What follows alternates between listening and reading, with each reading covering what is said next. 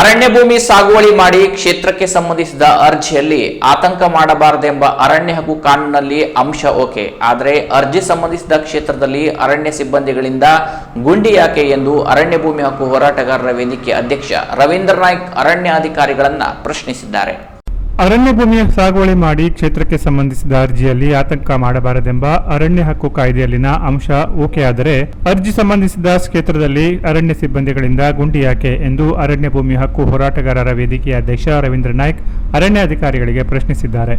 ಉತ್ತರ ಕನ್ನಡ ಜಿಲ್ಲೆಯ ಹೊನ್ನಾವರ ತಾಲೂಕಿನ ಮಾಗೋಡು, ಜಲವಳಕರ್ಕಿ, ಹಡಿನಬಾಳ ಮುಂತಾದ ಗ್ರಾಮ ಪಂಚಾಯತ್ ವ್ಯಾಪ್ತಿಯ ಅರಣ್ಯವಾಸಿಗಳು ಅರಣ್ಯ ಭೂಮಿಯಲ್ಲಿ ಸಾಗುವಳಿ ಮಾಡಿ 25 ರಿಂದ 30 ವರ್ಷದ ಗೇರು ಮರ ಇರುವ ಪ್ರದೇಶದ ಮಧ್ಯದಲ್ಲಿ ಅರಣ್ಯ ಸಿಬ್ಬಂದಿಗಳು ಇತ್ತೀಚಿನ 3 ವಾರದಿಂದ ಗುಂಡಿ ಹೊಡೆಯುತ್ತಿರುವುದನ್ನು ಆಕ್ಷೇಪಿಸಿ ಅವರು ಅರಣ್ಯಾಧಿಕಾರಿಗಳಿಗೆ ಪ್ರಶ್ನಿಸಿದ್ದಾರೆ.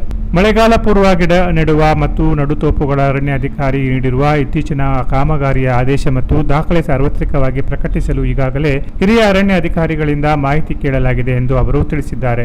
ಅಲ್ಲದೆ ಕಳೆದ ಸಲ ತೆಗೆದ ಹೊಂಡದಲ್ಲಿಯೇ ಈ ವರ್ಷ ಮತ್ತೆ ಅದೇ ಹೊಂಡದಲ್ಲಿ ಗಿಡ ನೆಡುವ ಅರಣ್ಯ ಸಿಬ್ಬಂದಿಗಳ ಕಾರ್ಯ ಹಾಸ್ಯಾಸ್ಪದ ಎಂದು ಅವರು ಟೀಕಿಸಿದ್ದಾರೆ.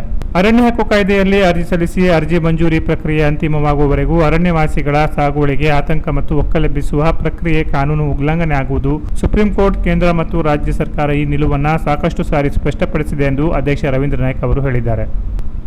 Canara plus news, Honnavar.